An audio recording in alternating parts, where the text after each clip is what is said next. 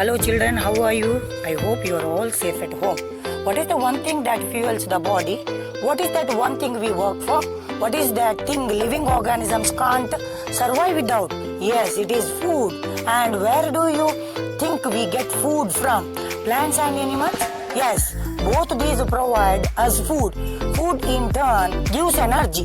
How do we get food for ourselves? Do plants grow them by themselves, or is it that animals wander about and provide us food with the food for living? As we know, this isn't really the case.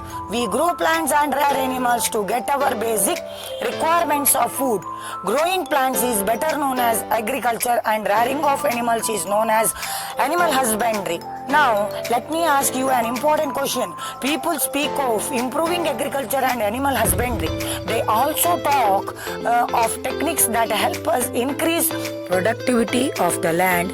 Rich fodder is provided to animals so that they give more milk. What are all these efforts aiming at? What is the need to do so? The answer is simple. We need to improve our food resources in order to meet the growing needs of human need. We also need to remain healthy, strong with the better supply of nutrients. Better, increasing needs. What am I exactly hinting at? It is quite known to us that the number of human beings is on the rise daily. The demand for food is even increasing. In such a situation, what we do? Can we keep cutting down trees for food? Do we have enough land for cultivation? The answer is big no.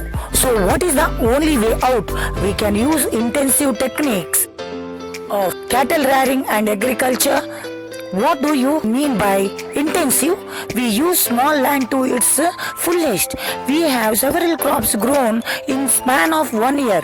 We also add nutrients and reuse the same piece of land. But wait, haven't we already begun all these? Aren't human create techniques to have an intensive yield in piece of land? Yes, we are. But even after such techniques, we are not able to provide enough for the growing population. There is a shortage of food and other resources. People are poor and cannot afford to buy the grain stored in granaries. Look at the other side.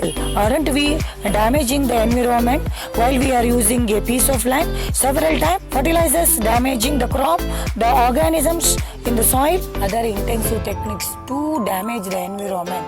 What will we learning in the topic? Improvement of food resources. We are